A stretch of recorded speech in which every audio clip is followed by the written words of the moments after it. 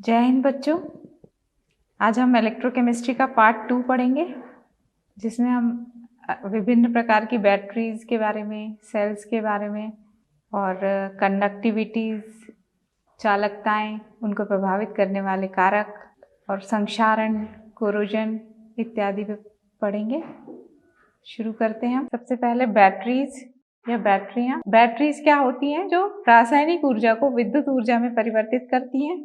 अर्थात ये विद्युत रासायनिक सेल हैं। दो या दो से अधिक सेलों को श्रेणी क्रम में जोड़ने पर बैटरी का निर्माण होता है।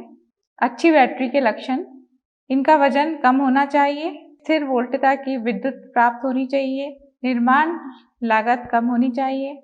बैटरियों के प्रकार: बैटरियां दो प्रकार की होती हैं मुख्यतः, प्राथमिक बैटरी और प्राइमरी सेल्स, द्वितीयक बैटरी और सेकेंडरी बैटरीज। प्राथमिक बैटरी या प्राथमिक सेल, प्राइमरी बैटरी और प्राइमरी सेल वे सेल जिनसे एक बार विद्युत प्राप्त करने के पश्चात पुनः आवेशित नहीं किया जा सकता, उन्हें प्राथमिक सेल कहते हैं। इन सेलों में होने वाली अभिक्रिया एक ही दिशा में होती है। प्राथमिक बैटरी या प्राथमिक सेल अनुत्क्रमणीय सेल भी कह सकते हैं हम इसे, जैसे कि शुष्क सेल, मरकरी सेल आदि। द्वितीयक बैटरियां या सेकेंडरी बैटरीज, इन सेलों में अभिक्रियाएं अग्र व पश्च दोनों दिशाओं में होती हैं, अतः इन्हें उत्क्रमणीय सेल भी कह सकते हैं हम। इन सेलों को अनेक बार आवेशित किया जा सकता है। उदाहरण: सीसा संचायक सेल या lead storage battery, nickel cadmium cell.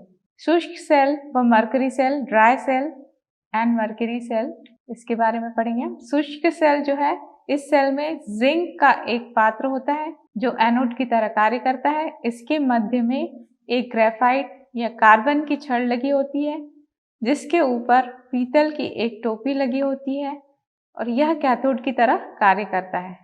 Carbon की छड़ के चारों ओर MnO2 मैंगनीज और डाइऑक्साइड व कार्बन का चूर्ण भरा होता है। शुष्क सेल का चित्र देख सकते हैं हम, इस तरह से इसकी बनावट है। शुष्क सेल में जो एनोड पर क्रिया होती है, एनोड पर जो जिंक का जो पात्र है एनोड की तरह कार्य करता है, वहां पर जिंक Zn2+ आयन में बदल जाता है और 2e 2 इलेक्ट्रॉन्स लूज करता है और इस तरह से एनोड पर ऑक्सीकरण होता है। कैथोड पर MnO2 NH4 आयन्स के साथ और इलेक्ट्रॉन ग्रहण करके ये कॉम्प्लेक्स फॉर्म करता है और NH3 रिलीज होती है।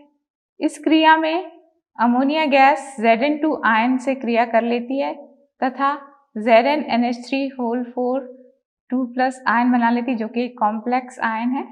टेट्रा अमोनियम जिंक बोलते हैं जिसे। अमोनिया क्लोराइड अम्लीय प्रवृत्ति की होने की वजह से जिंक के पात्र के साथ क्रिया करता है, जिससे जिंक के पात्र में छिद्र हो जाते हैं तथा विद्युत धारा बाहर आने लगती है। अतः शुष्क सेल को मेटल धातु के पात्र में, इस सेल से जो प्राप्त विद्युत धारा है वो 1.5 वोल्ट तक की होती है। मरकरी सेल, इन सेलों का उपयोग घड़ियों तथा कैमरों में किया जाता है, जहां विद्युत की कम आवश्यकता होती है। मरकरी सेल में एनोड जिंक मरकरी का बना होता है तथा विद्युत अपकट्ठी के रूप में ZnO व KOH का मिश्रण भरा होता है। सेल में निम्न क्रिया होती है। ये मरकरी सेल का चित्र है, आप देख सकते हैं। मरकरी सेल, इसमें जो एनोड पर अभिक्रिया होती है, zinc plus OH ions ZnO form करते हैं, जिंक का ऑक्साइड, और 2 इलेक्ट्रॉन लूज करते हैं ये, इसलिए यहाँ पर एनोड पर ऑक्सीकरण होता है। कैथोड पर जो क्रिया होती है, HgO प्लस H2O और 2 इलेक्ट्रॉन जो उसने एनोड से ग्रहण किया, Hg प्लस OH का हाइड्रोक्सिल आयन बनाता है ये। सेल रिएक्शन जो है, पूर्ण सेल अभिक्रिया इस प्रकार से है: Zn plus HgO gives ZnO plus Hg। इस सेल से हमें 1.35 वोल्ट तक की विद्युत ऊर्जा प्राप्त होती है। अगले प्रकार का सेल है सीसा संचायक सेल या निकल कैडमियम ईंधन सेल, जिसे फ्यूल सेल भी बोलते हैं। अगले प्रकार का सेल है सीसा संचायक सेल, निकल कैडमियम ईंधन सेल। सीसा संचायक सेल, सबसे पहले इस सेल में Pb Sb के बने 2 इलेक्ट्रोड होते हैं, जिनमें से एक में स्पॉन्जी लेड भरा होता है और दूसरे में PbO2 भरा होता है, लेड ऑक्साइड। दोनों इलेक्ट्रोडों को 38% H2SO4 के विलयन में डुबो देते हैं। इस प्रकार बने एक सेल से 2 वोल्ट तक की विद्युत ऊर्जा प्राप्त होती है। यदि ऐसे 6 सेलों को श्रेणी क्रम में जोड़ दिया जाए तो 12 वोल्ट की विद्युत प्राप्त होती है। सेल में निम्न अभिक्रिया होती है। शीशा संचायक सेल में जो एनोड पर क्रिया होती है Pb plus SO4 2 minus gives PbSO4 plus 2E। Cathode पर जो क्रिया होती है PbO2 plus H ion plus SO4 ion, sulphate का आयन प्लस इलेक्ट्रॉन, ये PbSO4 प्लस H2O देता है। यह अभिक्रिया कैथोड पर होती है। और पूर्ण सेल अभिक्रिया को हम इस तरह से देख सकते हैं, Pb plus PbO2 plus 4H ion plus SO4 ion gives PbSO4 plus H2O। ये संपूर्ण सेल अभिक्रिया है। उपरोक्त अभिक्रिया से स्पष्ट है कि जब सेल से विद्युत प्राप्त करते हैं अर्थात सेल डिस्चार्ज होता है तो दोनों इलेक्ट्रोड पर PbSO4 बनता है। जब सेल को बाह्य विद्युत स्रोत से जोड़ते हैं अर्थात सेल को आवेशित किया जाता है तो उपरोक्त अभिक्रिया विपरीत दिशा में होने लगती है और PbSO4 प्लस H2O Pb यह लेड देता है और PbO प्लस 4H आयंस और SO4 आयंस देता है। इस तरह से सेल की चार्जिंग हो जाती है।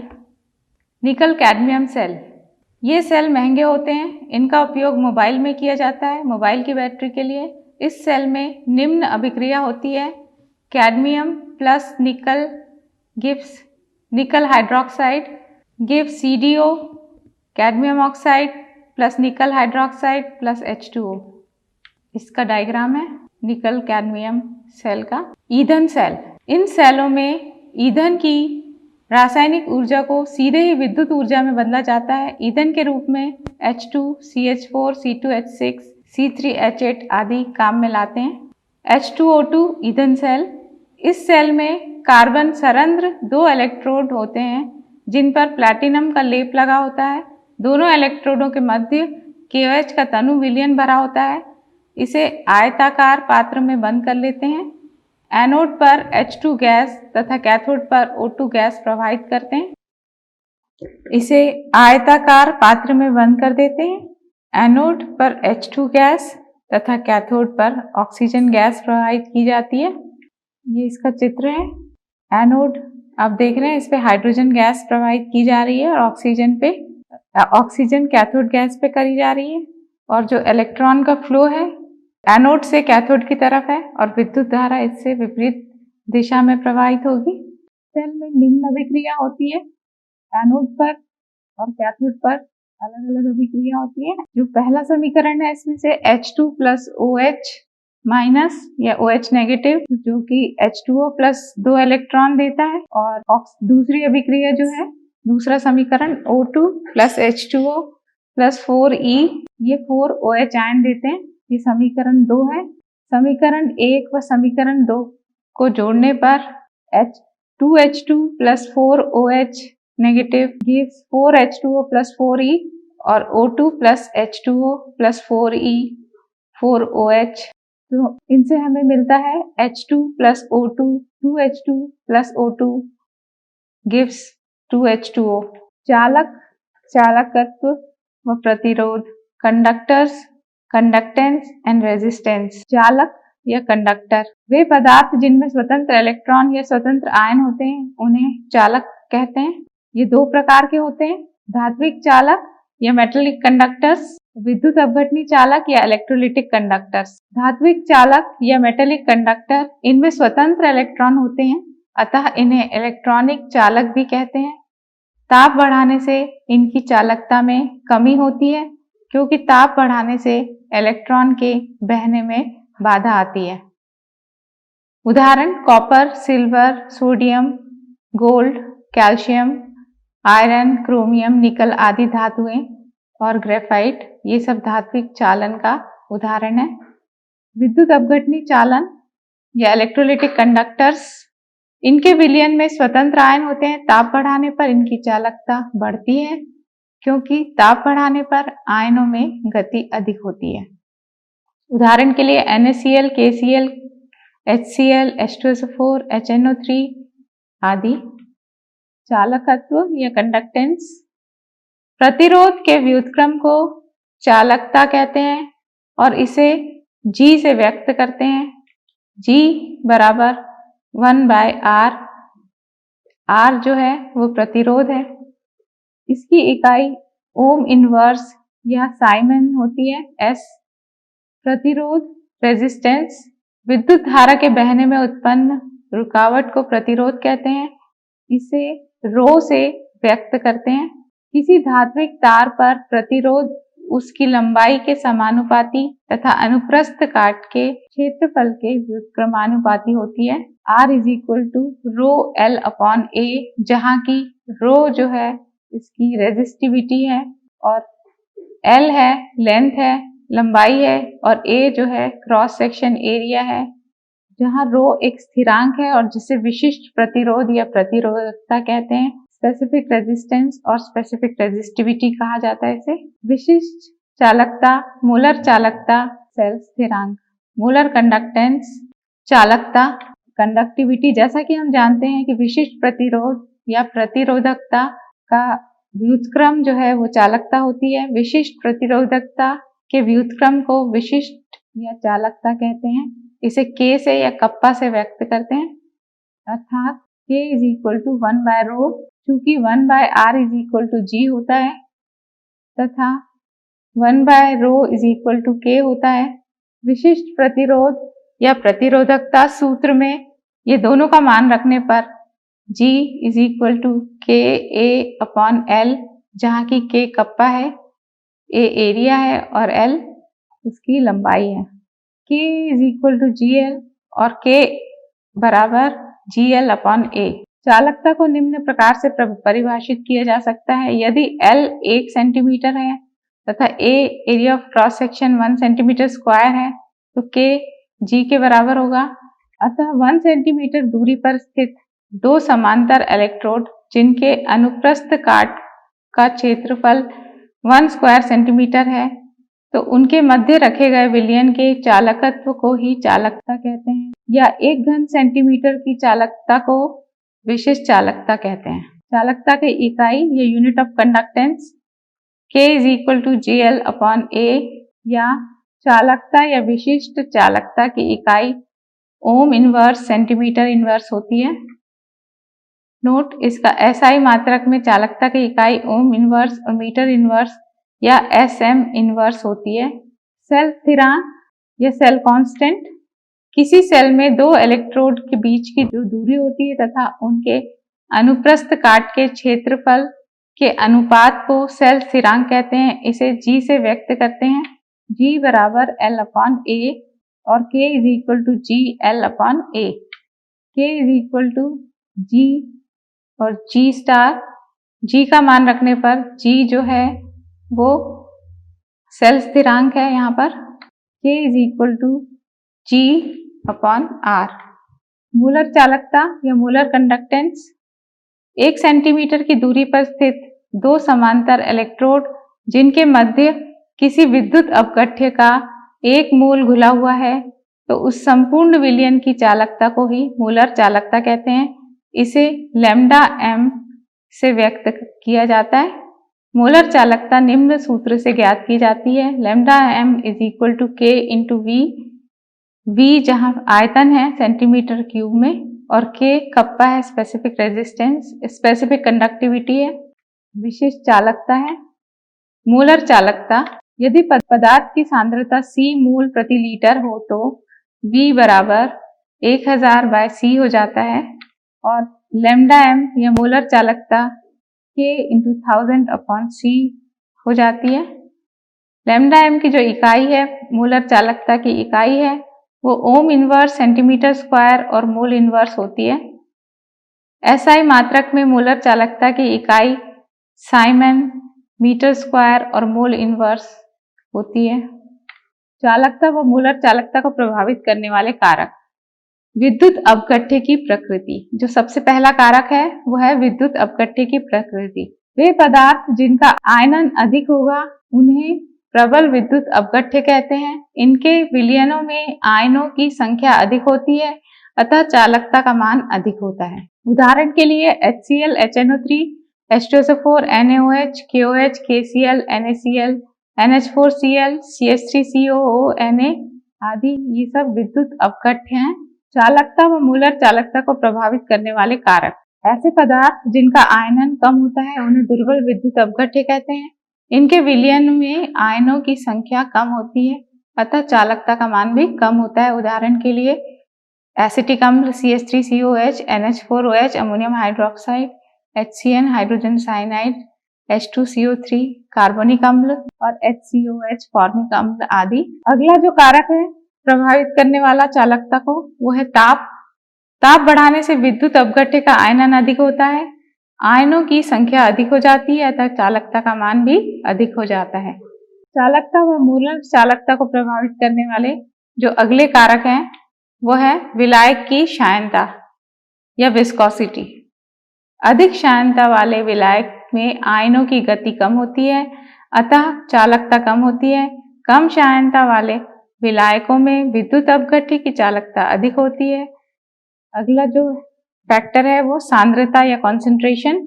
किसी सांद्र विलयन में जल मिलाकर उसे तनु किया जाता है। तनुता बढ़ाने पर विद्युत अपघट्य का आयनन अधिक होता है, जिससे मूलर चालकता का मान बढ़ जाता है, जिसे निम्न सूत्र से स्पष्ट करते हैं। लैम्डा m या मूलर चालकता is equal to K into V। सामान्य सांद्रताओं पर दुर्बल विद्युत अपघट्य के लिए मूलर चालकता का मान कम होता है, जबकि प्रबल विद्युत अपघट्य के लिए मूलर चालकता का मान अधिक होता है। प्रबल विद्युत अपघट्यों के लिए सहवेशन द्वारा लैम्डा m या मूलर चालकता का मान ज्ञात कर सकते हैं। दुर्बल विद्युत अपघट्य के लिए प्रायोगिक विधि द्वारा लैम्डा m का मान ज्ञात नहीं कर सकते।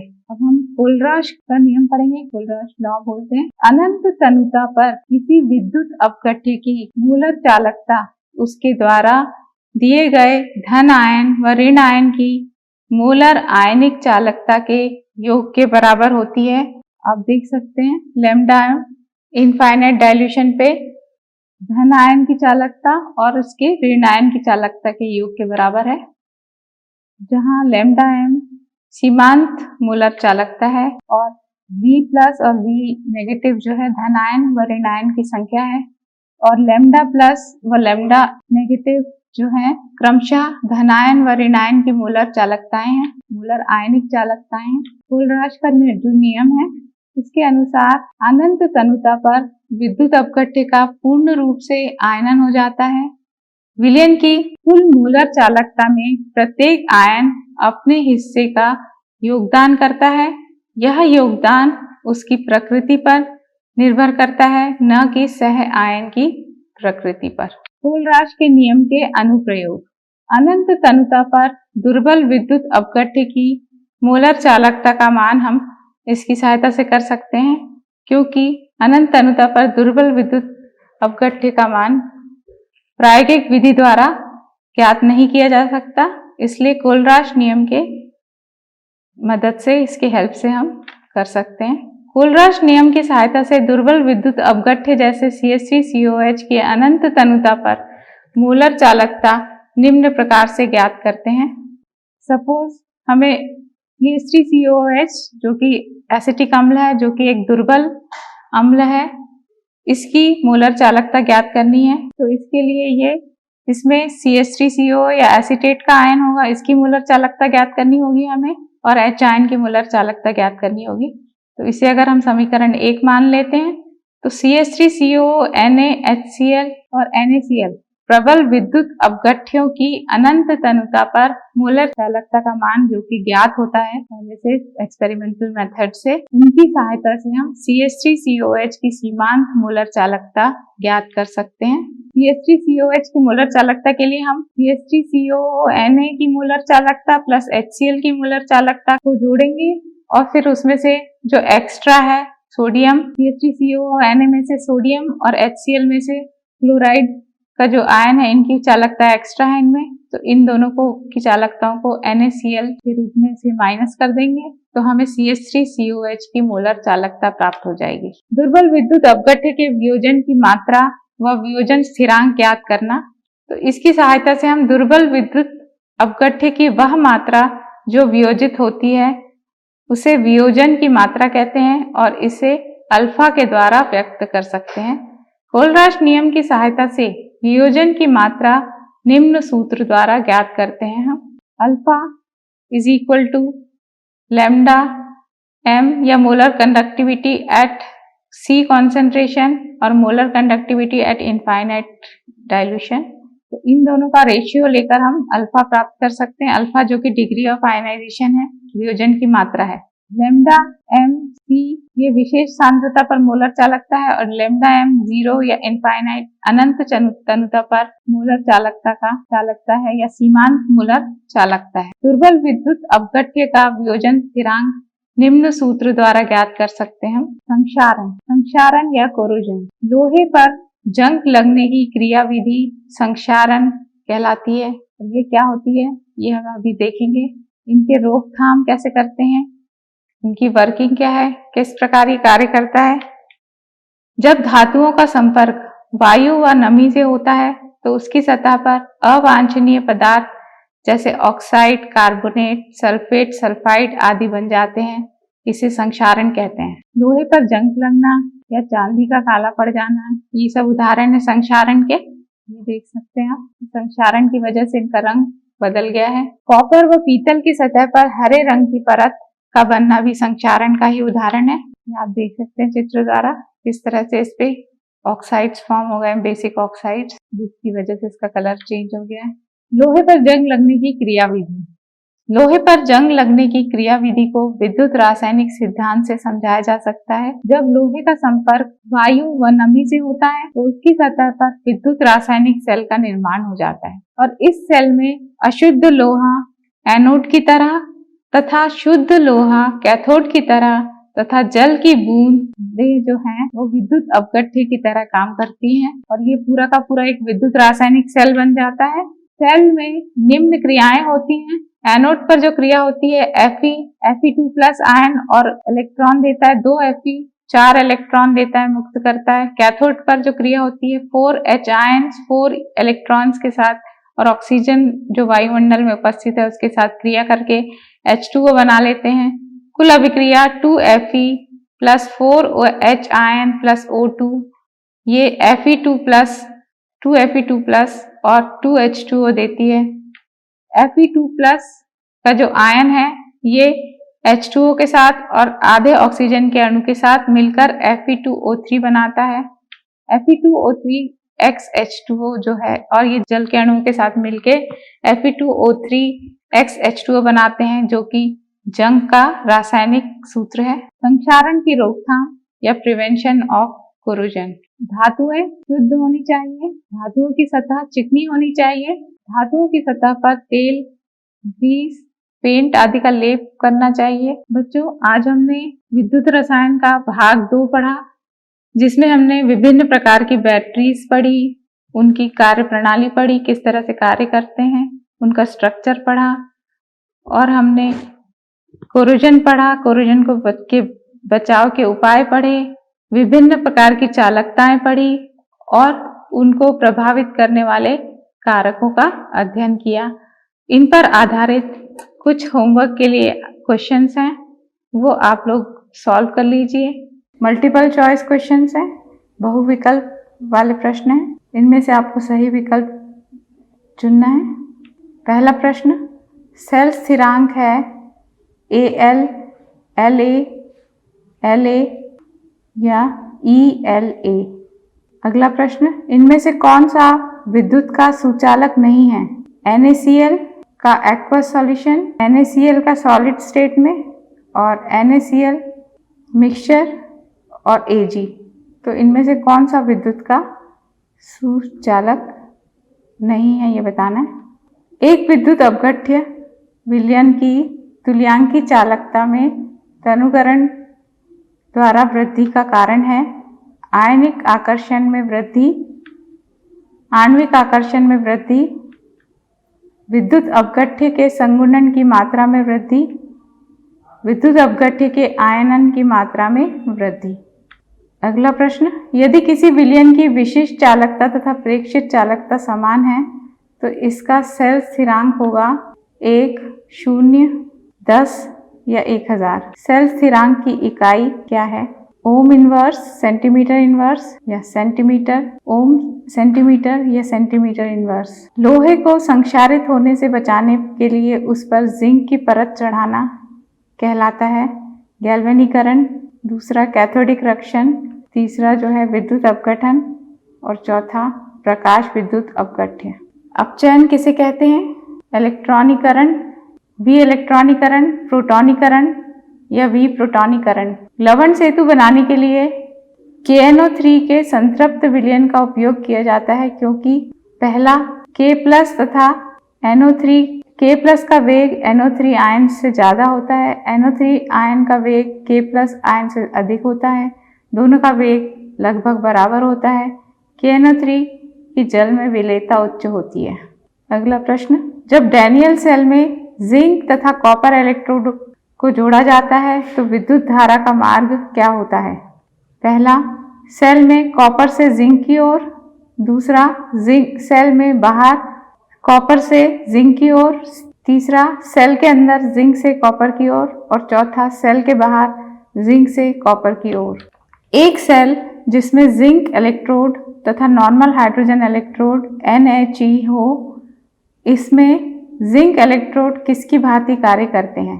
पहला एनोड की भांति, दूसरा कैथोड की भांति, तीसरा न कैथोड न एनोड, चौथा ऑप्शन है इसका दोनों एनोड एवं कैथोड दोनों की भांति कार्य करते हैं। धन्यवाद।